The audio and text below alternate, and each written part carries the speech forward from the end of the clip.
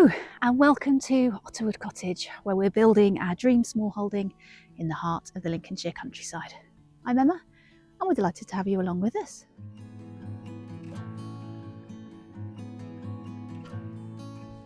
So I thought I'd start our November tour of the smallholding here at the fruit cage because Mr. H has been doing a fantastic job of getting this space de-weeded, de-grassed, tidied up and ready for the winter. I'm going to show you a little bit of time lapse of him working on that now, and then I'll flip you around and show you what it looks like inside.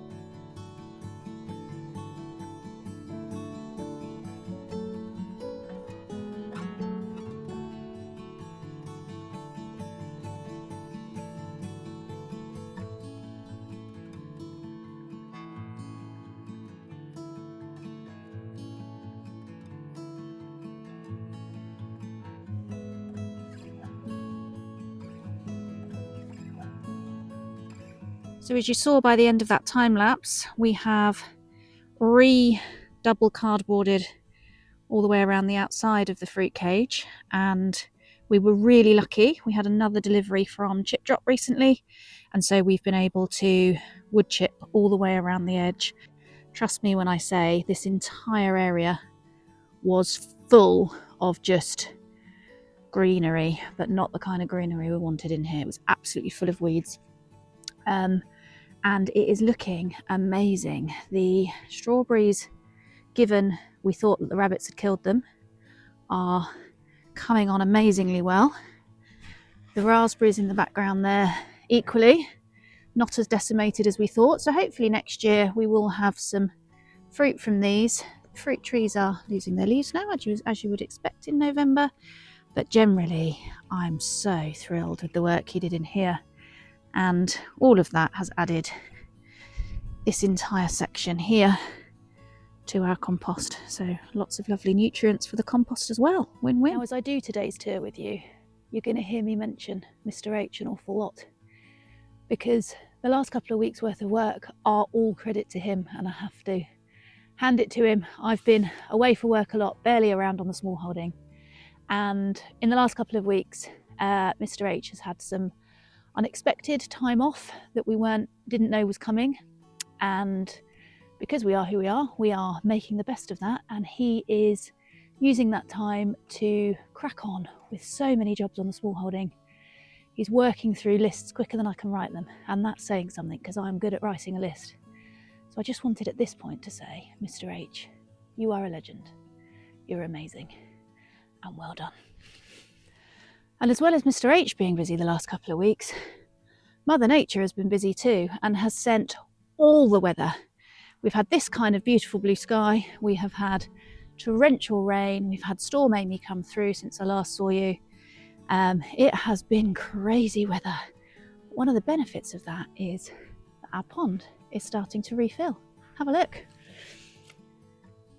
Now, given this was dry as a bone, cracked and bare as little as 3 weeks ago, there is a huge amount of water that has filled this space here in the last couple of weeks. So the torrential rain on the one hand has caused a fair amount of unwanted squelchiness over there, which I'll show you in a moment, but every cloud and all that, look at all this water in the pond. So we're feeling pretty confident that this year we will see the pond at its fullest by the end of the winter, and that will be the real litmus test of whether this area will hold water by itself, or whether next summer, if it drains all the way down again, we're going to need to think about some sort of lining in the bottom. And so, and so from the pond to the woodland, and many of you will have seen the video where I talked about the losses in the woodland and that we'd had a 40% loss of the trees that we planted back in March, and that I was going to get in contact with the Woodland Trust to find out what our next steps were. Well, we had a fantastic email conversation with the Woodland Trust, who I cannot thank enough for everything that they have done. And we had a very reassuring message from them to say, don't count your metaphorical chickens just yet, because even though it may look like you've got 40% loss, many trees will, given the drought situation we had this summer, may have been putting all of their energy into developing a root structure. So they may not look like they've survived, and they might even have developed some leaves that have gone really brown and crispy and are convincing you that they're dead. But actually, give it another season and you may find that that 40% loss isn't as bad as you thought. If at the end of that second season we still have losses more than 20%, we can apply to them to have some replacements, and so either way we will be able to replenish this woodland. But we were so delighted to hear that our fears about the 40% losses might not actually be as bad as we thought it was. And so on that note, we are on there's no me in any of this. Mr. H has been cracking back on with lots of the tree protection, and where we were just going to continue on with protecting the trees that we knew were alive, we're actually going to protect all of them on the basis that even if they turn out not to have survived, the space around them we will have prepared really well. So he has been, as you can see here, using one of our many piles, in this case that one, and that's mostly clay based, and he's cardboarding around the bottom of each tree, which you've seen us do before, and putting the clay soil around it to help suppress some of the grass, and trimming as he goes to get rid of the grass around them. Another big job that's being ticked off the list. Just to add to that, by the way, in case any of you are thinking, well, no wonder you had so many losses if you're only just protecting your trees now. This is a second layer of protection. So all of the trees, when they went in, had a certain amount of protection, and this is now us extending that protection out further, because we didn't have enough time, cardboard or material to be able to do a large section around them when they first went in. But with the Woodland Trust's guidance, we started with a small section, and that's now being expanded. And the next little update is a project that is underway to build a bit of a bridge across this area here. So this is our main thoroughfare from the house through the chicken coops and into cow fields. And those of you that have been around for a while will remember that last winter this completely filled with water. This was a ditch at one point on the property. It's since been filled in many places and planted with hawthorn trees. This is a gap through those hawthorn trees, but that filled pretty deep, well over ankle depth with water. And what we were doing last year is walking up to the top of the row of hawthorns and entering that field at the top. But now we've got pat and parsley in this field and are bringing their breakfast to them every morning. We need this to be a bit more convenient and not to lose this access point. So Mr. H has found a local supplier of reclaimed wood and has been and chatted to him about our needs. We've got a couple of projects on the go which we have purchased some wood for. I'll talk about the other one in a minute. One of them is going to be a bridge across here, and we're hoping that wood delivery is coming this week. And so we come into cow fields, and there are pat and parsley enjoying their grazing. And what I want to show you in here is this area here, which, as you can imagine, with all the rain we've been having, had been getting exceptionally boggy. So, I mean, it is still squelchy, but we have been managing that by putting a good thick layer of wood chip around this area. And this is the area right by the barns where we feed them their breakfast. That's the feed barn there. And so naturally, it is the area where they are most frequently standing and has got the most boggy. So we will continue to apply wood chip here to help manage that and make sure their feet aren't getting too wet and muddy when they're up this end. And so coming into the feed barn, this is the second project that I was telling you about that we have brought some wood for, which is to build in this back part of the barn a platform which will sit, there's a handy lip around this boarded area of the barn. And the reason for that is we have noticed with the rain we've been having, it must be driving in, even though it's gated off. The rain is driving in and making the hay and the straw that are currently just resting on the floor a little bit damp, and obviously we don't want that for all kinds of reasons.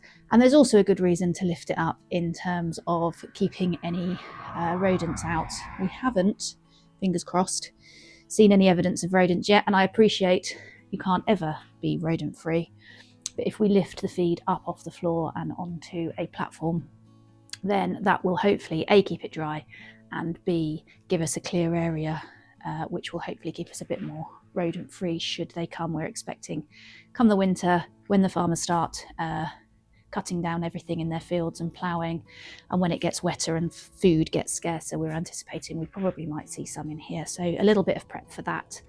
Parsley has come to say hello. Let's go and say hi. Well, hello. Would you like some hay? Now Pat's barreling over.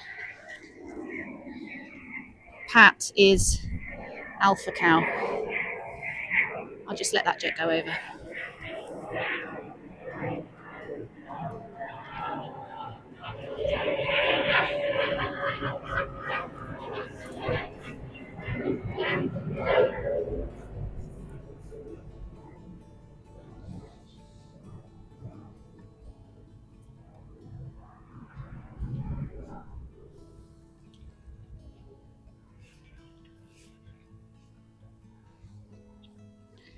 So Pat is alpha cow and definitely pushes Parsley out of the way for first dibs at food, among other what appears to us to be slightly bullying behaviour. But we've been doing lots of research on this, and thinking of it in those terms is definitely projecting human emotions and expectations onto animals who obviously don't operate in the same way as we do. So it is very normal, particularly in a grouping of just two, that one will be dominant and will assert their dominance, as Pat has, and the other one's job is to be the pacifier, to move out of the way, to wait their turn, and to generally all right, Parsley, to generally be the pacifist of the two. So Parsley has taken on that role, and she is definitely both the gentler and the shyer of the two. So she's less keen to come up to us, although she will, as you just saw, come up for food. And the girls are slowly, Pat in particular, coming closer to us, allowing us to scratch behind the ear, give her a little scratch on top of her head. And if you've been watching any of the shorts, they come running for breakfast in the morning, which is very cute and a lovely way to start the day. Mr. H has got Pat's confidence more than I have. She's much more inclined to come to him and have a head scratch because he's been spending more time with him over the past couple of weeks. But either way, they are settling into us and enjoying life on their 3 acres of Osherwood pastureland. So just quickly to give you a sense of our plans in here, we're going to build a platform across here about the depth of one of those bales of straw and hay that we will be buying in. You can see our hay is hugely depleted, the stuff that we harvested ourselves from the field. So we will be buying some in this year, and that will all sit up on that platform, which will have a lip on it to stop little cow noses, should they ever get in here, from helping themselves. Hello, you. You're after some more? Hello. Go on then, one more bit.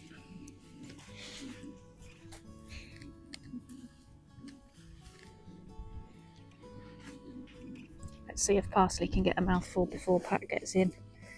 Oh, nice sharing, girls. Well done.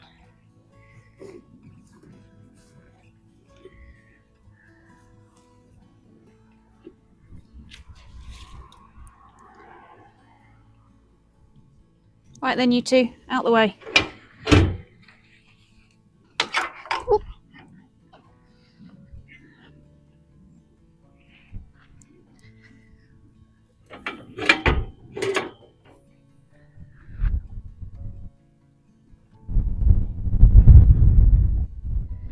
The other job that Mr. H has been doing over the past couple of weeks is the weekly poo pick of the field. Oh, Pat, there you go. Case in point.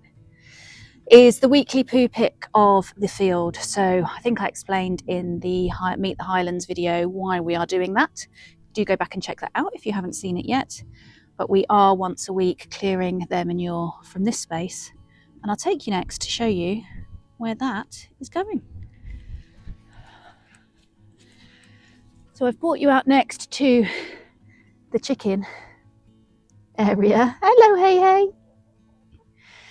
And you will notice that our girls are not locked away, and that is because although there is a mandatory housing order, it only applies if you have more than 50 chickens and or you sell or give away your eggs. We only have 7 and we don't sell or give away our eggs. And so although we do need to be careful and make sure we're taking sensible precautions, the girls don't yet have to be housed inside, which we are very grateful for as long as it lasts. I suspect the mandatory housing order will come for all at some point. And as you know, with our setup, we are ready for that when the time comes. But the main reason I brought you over here is to show you where the cow manure is coming to. If you're in any way squeamish, I would suggest you jump forward the next 30 seconds or so of the vid. I'll spin you around and show you what we've been doing with those weekly poo picks. Okay, so here you can see where the manure is going. So some of it's in that kind of boxed off area, and then there's more going over here. Each one of those represents a wheelbarrow full of cow manure. So the reason that we are bringing the cow manure in here is that there are a number of benefits to the chickens to be able to pick through the cow manure. They can eat all the bugs out of it, they can scratch through, it's enrichment for them, and from a lot of our reading there's lots of other kind of beneficial ingredients in cow manure which does the chickens a lot of good. And so they are able to pick through all of this and spread it around, have a feast from whatever might be in those piles, and in return they are turning that manure into fantastic compost for us, which eventually we'll be able to collect from here and put on the veg plot. So a nice circular system, everybody benefits. Now in a completely perfect world, we'd probably have the chickens and the cows in together to save us needing to pick up and move the manure. But it's not a perfect world, and the reality is we do need to have a system set up where we can lock the girls away if we need to, and we don't have the facility to completely fence in to be chicken proof the whole of cow fields, and so it's just not practical to do it that way. But we think this is probably the second best option to be able to make use of those kind of permaculture principles and the circular economy on our smallholding, and bring the benefits of if we were able to have them all in together in the best possible way we could. I'm just going to go and show you now some of the effects of Storm Amy and some of the precautions we took against it, which have worked really well.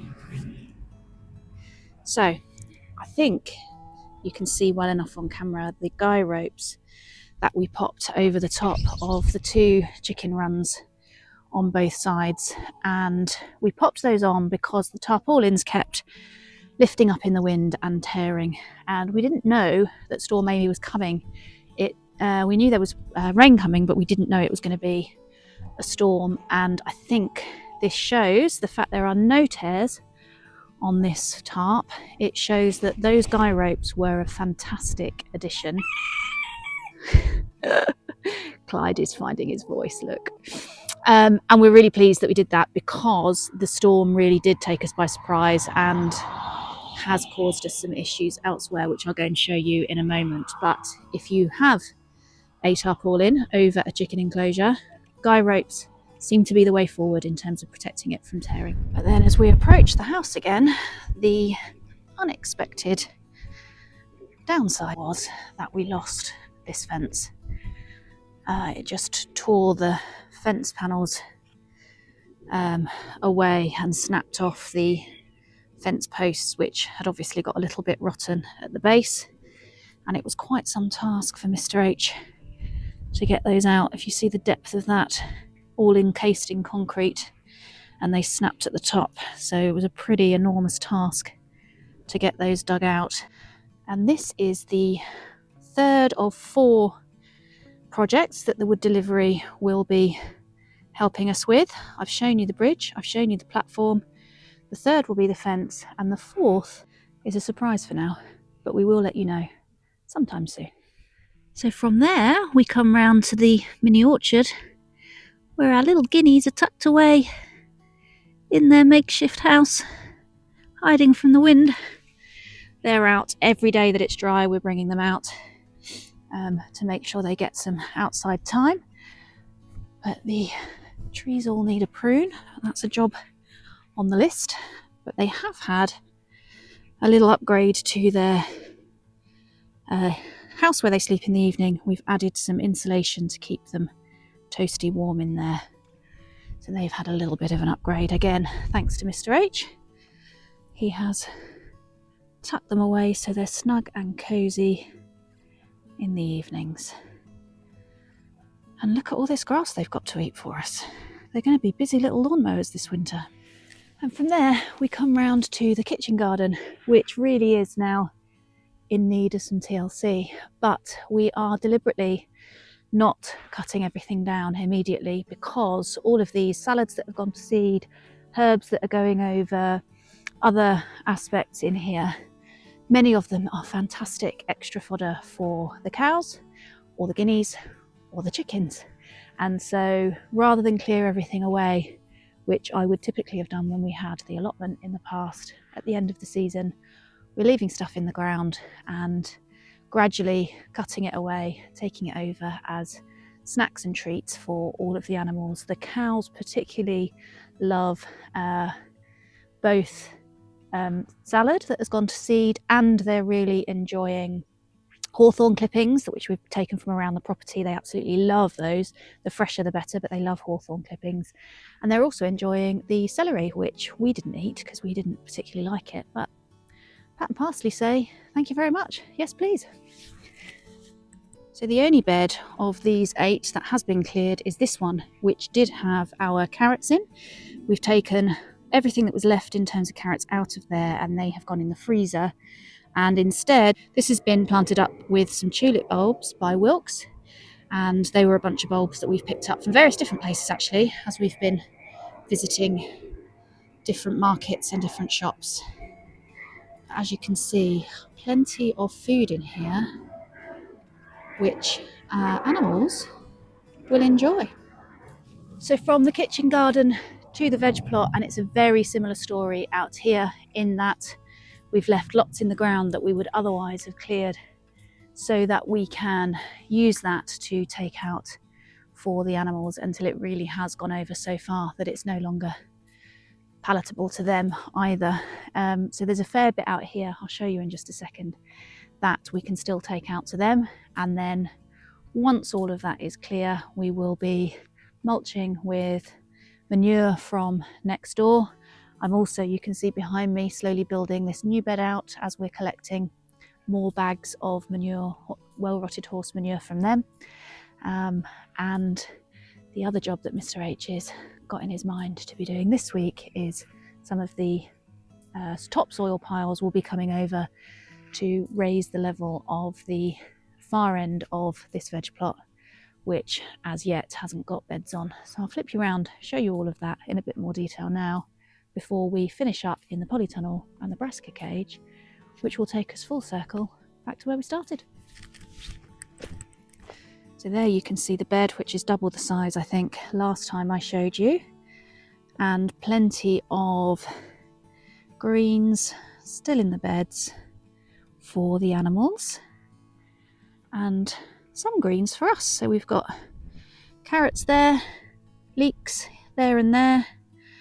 The asparagus needs to be chopped down. Plenty of salads gone over, which Pat and Parsley and the guinea pigs and the chickens will all enjoy very much. And then that area there, semi-covered by black plastic. How many times have you watched us try and cover that up again? We'll have topsoil from those piles over there just to raise the height of it before we build additional beds on that for next season.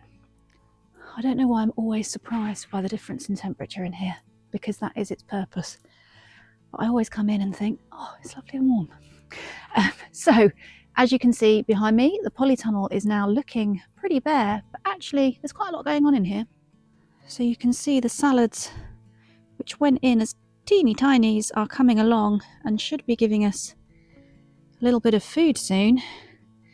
And the beetroot and swede are also coming along fantastically in here, as are the brassicas and some enormous mushrooms. I have no idea what they are. We obviously won't be eating them because I don't know what they are, but they're enormous, bigger than my hand. What I do need to do is come in here and cut these 3 butternut squash off the vine. They have fully finished now, as you can see, and the tomatillos need to come out. The frost has got them, and I'm going to move these squash, which have been curing in here, inside, because otherwise they will get frost damaged. I think the frost has mostly stayed out of here, but the tomatillos would suggest it is creeping in now, so I'm going to move those into the garage to finish curing in there. But they are thickening up nicely on the skins. They're going to be fab. So our final area is the brassica cage, and this is actually where we're now getting the majority of our harvests for what we're eating in the house. We have a row of carrots in here, which I'm taking slowly as we need them. That was a cauliflower, which is very sadly very much gone to seed, but we've got some fabulous cabbages in here, which we are taking for our dinner. We've still got kale, which is coming in.